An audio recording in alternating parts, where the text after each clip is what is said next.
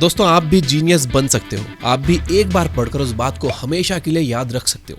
Seriously कह रहा हूँ, बस ज़रूरत है आपको कुछ बहुत ही आसान चीज़ें जानने की। जो बातें मैं आपको बताने वाला हूँ, उससे ना सिर्फ आप इन्फॉर्मेशन को याद रख पाओगे, बल्कि नई स्किल्स भी तेज़ी से सीख पाओगे। 8 ऐसी धांसू टेक्निक्स बताने वाला हूँ कि मैं गारंटी देता हूँ कि ये आपका दिमाग हिला कर रख देंगे।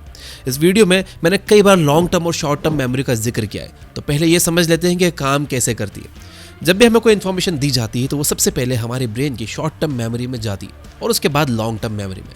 जब भी ब्रेन को किसी इन्फॉर्मेशन की ज़रूरत होती है तो वो सबसे पहले शॉर्ट टर्म मेमोरी में उसे ढूंढता है, उसके बाद लॉन्ग टर्म मेमोरी में। शॉर्ट टर्म मेमोरी की प्रॉब्लम यह है कि जब भी आप सोते हो तो आपका ब्रेन लास्ट 24 आवर्स में जमा की गई सारी शॉर्ट टर्म मेमोरीज को धीरे धीरे अपने आप डिलीट कर देता है, और साथ ही जो मेमोरीज उसे इंपॉर्टेंट लगती हैं जो मेमोरीज उसे इंपॉर्टेंट लगती है वो उसे अपनी लॉन्ग टर्म मेमोरी में रजिस्टर करता जाता है, जिससे जब आपको उसकी ज़रूरत हो आपको वो याद रहे। यह होता है एक बेसिक लर्निंग का प्रोसेस। अब आओ वीडियो को शुरू करते हैं। तैयार हो तो कमेंट कर दो आई एम रेडी, क्योंकि जिंदगी बदलने वाली है दोस्त। Number 1, the effort rule. साल 2014 में प्रिंसटन यूनिवर्सिटी में एक रिसर्च की गई, जहां उन्होंने एक क्लास को 2 ग्रुप्स में डिवाइड कर दिया। पहले ग्रुप को कहा गया कि उन्हें अपने एग्जाम की प्रिपरेशन के लिए सारे लेक्चर्स के नोट्स हाथों से बनाने हैं। वहीं सेकंड ग्रुप को कहा गया कि उन्हें टाइप करके नोट्स बनाने हैं। अब क्योंकि टाइप करके नोट्स बनाना काफ़ी आसान था, जिसमें एफर्ट कम लगते हैं, तो इससे हुआ ये कि सेकंड ग्रुप ने सेम टाइम में फर्स्ट ग्रुप से 2 गुना ज़्यादा नोट्स बनाए। लेकिन इस स्टडी का मकसद ये नहीं था कि कौन ज़्यादा नोट्स बनाता है, बल्कि ये था कि कौन ज़्यादा अच्छे रिजल्ट्स लाता है। तो पता है चला कि हाथों से नोट्स बनाने वाला ग्रुप बहुत ज़्यादा अच्छे रिजल्ट्स लाया। ऐसा इसलिए हुआ क्योंकि फर्स्ट ग्रुप ने नोट्स बनाने में सेकंड ग्रुप से ज़्यादा एफर्ट्स किए थे, और जिस वजह से उनके पास उस इन्फॉर्मेशन को अपने लॉन्ग टर्म मेमोरी में प्रोसेस करने का ज़्यादा टाइम था। और किसी भी चीज़ को तेज़ी से सीखने का एक यही सीक्रेट है, आप जितना ज़्यादा जल्दी किसी भी इन्फॉर्मेशन को अपने शॉर्ट टर्म मेमोरी से लॉन्ग टर्म मेमोरी में ट्रांसफर कर पाओगे, आप उतनी ही ज़्यादा तेज़ी से चीज़ें सीख सकोगे। और इसे करने के लिए आपको बस इन्फॉर्मेशन को सीखने में और ज़्यादा एफर्ट डालना होगा। फॉर एग्जाम्पल, आपके साथ ऐसा होता होगा कि आपने बुक का एक पेज पढ़ा और अगला पलटते ही आप भूल गए कि आपने पहला वाला पेज क्या पढ़ा था, या आपने YouTube पर कोई वीडियो देखी और वीडियो खत्म होती है आप भूल गए कि आपने क्या सीखा था। पर अगर आप पढ़ते वक्त उस एक पेज के नोट्स बनाते, उस पेज को 2 बार पढ़ते, या एक वीडियो देखने के बाद आप उस वीडियो को अपने माइंड में एक बार समराइज करते हो, या कमेंट करके आपने जो सीखा उसे अपनी लैंग्वेज में एक्सप्लेन करते, तो ये करके आप किसी भी दूसरे इंसान से ज़्यादा एफर्ट कर रहे हो। इसलिए फॉर श्योर आपको वो चीज़ ज़्यादा टाइम तक याद रहेगी। Number 2, spacing effect.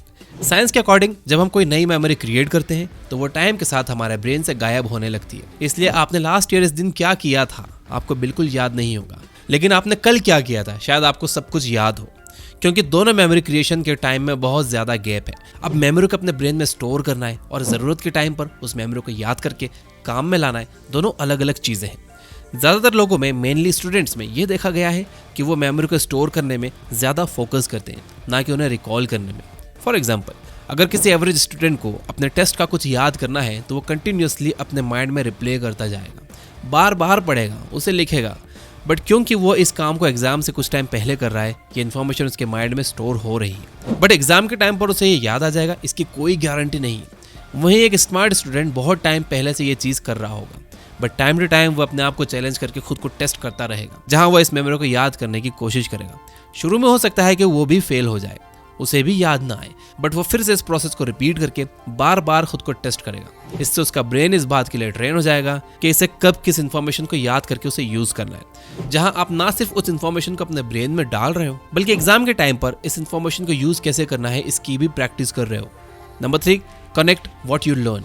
Elon Musk कहते हैं कि you can't remember what you can't connect. इसी रीजन की वजह से एलन मस्क इतने अलग अलग सेक्टर्स में काम कर पा रहे हैं। इसका सिंपल सा मतलब है कि आप जो कुछ भी पढ़ते हो उसे किसी न किसी चीज़ से कनेक्ट करना बहुत ज़रूरी है, वरना वो आपको कभी याद नहीं रहेगा। जैसे कि मैं बचपन में मैजिक ट्रिक्स की बुक्स पढ़ता था और मैं वो ट्रिक्स घर में कर बताता था, 2-3 ट्रिक्स को मिलाकर एक नई ट्रिक बना लेता था और उसे परफॉर्म करता था।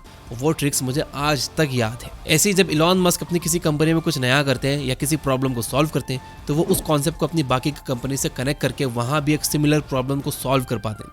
और ये एक बहुत ही पावरफुल टेक्निक है।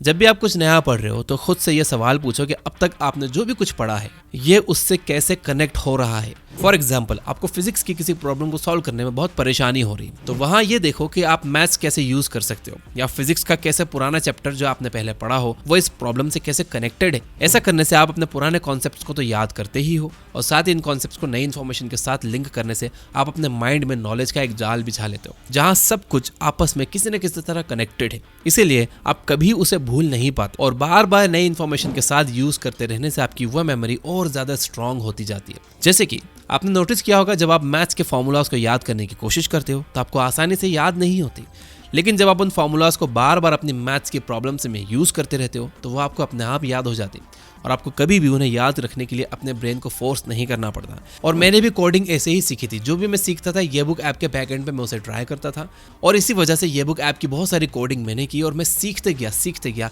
और आज प्रोग्रामर्स मुझसे हेल्प लेते हैं। इसलिए जो भी पढ़ते हो उसे किसी ना किसी चीज से कनेक्ट करो, अपनी नॉलेज का एक जाल बिछाओ, जिसके बाद आप कभी भी कुछ नहीं भूलोगे। Number 4, draw a map of your town from memory.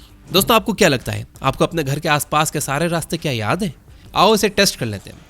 अपनी मेमोरी के दम पर अपने शहर का एक मैप अपने दिमाग में बनाओ। आपको अपने सारे रोड्स, स्ट्रीट्स और लोकल लैंडमार्क्स को इमेजिन करना है।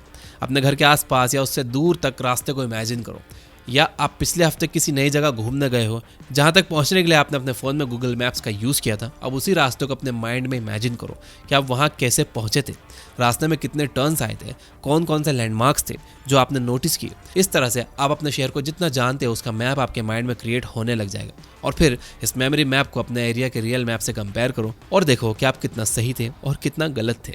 इस एक्सरसाइज को करने से आपके अटेंटिव रहने की एबिलिटी और मेमोरी पावर इंक्रीज होगी। आप जो भी काम करते हो उसके बाद अपने माइंड में उस काम को रिप्ले करते हो कि आपने वो काम कैसे किया था। यह आपके न्यूरॉन्स कनेक्शन को स्ट्रांग बनाता है, और वो चीज़ आपकी मेमोरी में लंबे टाइम तक रह जाती है। Number 5, free up latest information. आपने क्या पढ़ा, कितना ज़्यादा पढ़ा, इन सब से आपका रिजल्ट नहीं आता। जब 3 घंटे के लिए एग्जाम पेपर आपके सामने होता है, उस टाइम आप एग्जाम में क्या करते हो उससे आपका रिजल्ट बनता है। और ये जो एग्जाम टिप मैं आपको बताने वाला हूँ आपके रिजल्ट को बहुत अच्छा बना देगी। जब भी टीचर आपको एग्जाम पेपर दे और ये कहे कि एग्जाम का टाइम स्टार्ट हो गया है, तो पेपर को खोल के मत देखो। अपने एग्जाम के पहले 5 मिनट में सबसे पहले एक रफ कॉलम में उन सभी इंफॉर्मेशन को डंप कर दो जो उस एग्जाम के लिए ज़रूरी है। सारे फॉर्मूलाज, कीवर्ड्स, प्रोसेसेस, मैप्स, सब कुछ एक रफ पेज पर लिख दो, क्योंकि आपने एग्जाम के कुछ घंटों पहले या कुछ दिन पहले जो कुछ भी सीखा है वो आपकी माइंड की लॉन्ग टर्म मेमोरी में अब तक नहीं गया है। वो अभी भी आपकी माइंड की शॉर्ट टर्म मेमोरी में कहीं घूम रहा है। और एग्जाम देना मेंटली बहुत चैलेंजिंग टास्क होता है, जहां आपका दिमाग बहुत तेज़ी से कैलकुलेशंस परफॉर्म कर रहा होता है, जिस वजह से एग्जाम के दौरान आप बहुत सारी चीज़ें भूलने लगते हो। आप नहीं चाहोगे कि एग्जाम के बीच आप कोई क्वेश्चन सॉल्व कर रहे हो और आप बीच में ही अटक जाओ, क्योंकि आप वो फॉर्मूला भूल चुके हो जिसे आपने कल रात में ही याद किया था। इसलिए सभी इंपॉर्टेंट चीज़ों को सिर्फ अपने माइंड की शॉर्ट टर्म मेमोरी पर डिपेंड रहने से एग्जाम के टाइम पर आपकी एनर्जी और टाइम दोनों बर्बाद हो जाते हैं। इसलिए सबसे पहले एक रफ पेज पर वो सब चीज़ें लिख लो जो आपने रिसेंटली पढ़ी है। Number 6, play games that challenge your brain. दोस्तों, आपको पता है कि एक स्मार्ट और एक एवरेज पर्सन में क्या डिफरेंस होता है?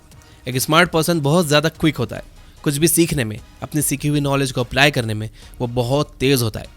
वैसे तो लोग कई सारे कॉम्पिटिटिव एग्जाम्स देते हैं, पर सिर्फ स्मार्ट लोग ही उन्हें क्रैक कर पाते हैं या अच्छे मार्क्स ला पाते हैं, क्योंकि वो कम से कम टाइम में ज़्यादा से ज़्यादा सही डिसीजन लेने की एबिलिटी रखते हैं। वो बहुत क्विक होते हैं और सही भी होते हैं। इस मेंटल स्ट्रेंथ को डेवलप करने के लिए आपको भी अपने ब्रेन को ट्रेन करना होगा, ताकि वो भी कम से कम टाइम में सही डिसीजन ले पाए। स्मार्ट बनने के लिए आपको अपने ब्रेन से वो सारी एक्टिविटीज़ करवानी होंगी जिसमें वो एक्टिव रहे, उसे बहुत ज़्यादा सोचना पड़े, जिसके लिए आप कई सारे गेम्स खेल सकते हो। वो कोई भी गेम हो सकता है जो बस आपको सोचने पर मजबूर करे। Board games, card games, puzzles या वीडियो गेम्स भी आपके ब्रेन को चैलेंज करते हैं, जिसमें आप चेस, सुडोकू, FPS गेम से स्टार्ट कर सकते हो। इनफैक्ट एक एक्सपेरिमेंट में रिसर्चर्स ने चेस प्लेयर्स की मेमोरी को नॉन चेस प्लेयर्स की मेमोरी से कंपेयर किया, जिसमें उन्होंने देखा कि जो लोग चेस खेलते थे वो ज़्यादा चीज़ें याद रख पाते थे। साथ ही एक स्टडी के अकॉर्डिंग जब आप चेस खेलते हो तो आपकी दूसरों के नज़रिए से सोचने की एबिलिटी इंक्रीज हो जाती है। ये कितनी इंपॉर्टेंट बात है।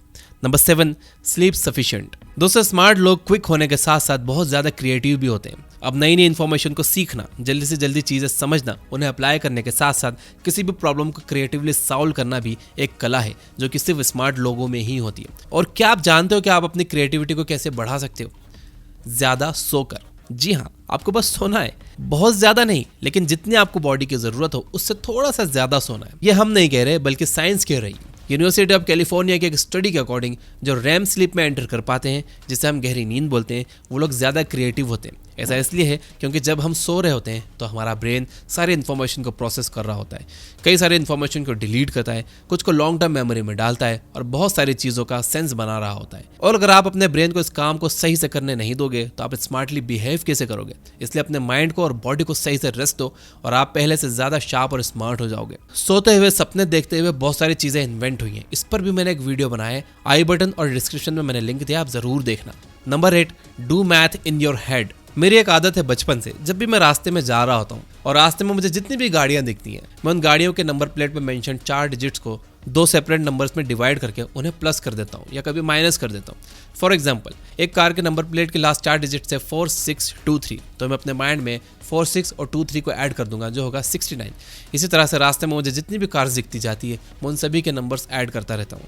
अपने माइंड में मैथ्स प्रॉब्लम को सॉल्व करना आपके ब्रेन में कई फंक्शंस को इंप्रूव करता है। इससे रिलेटेड 2021 में advances in experimental medicine and biology में एक स्टडी पब्लिश हुई थी, जहाँ ये देखा गया कि मैथ्स की प्रॉब्लम सॉल्व करने से पार्टिसिपेंट्स के कॉग्निटिव एबिलिटीज पे पॉजिटिव इंपैक्ट क्रिएट होता है। दोस्तों, यहाँ तक वीडियो देख रहे हो तो कमेंट करके अफर्म करो यस आई विल। याद रखिएगा अफर्मेशंस में बहुत ताकत होती है। वीडियो को लाइक किए बिना बिल्कुल मत जाना। Finally, you guys are amazing. Keep reading, keep learning, keep growing. Thank you for watching.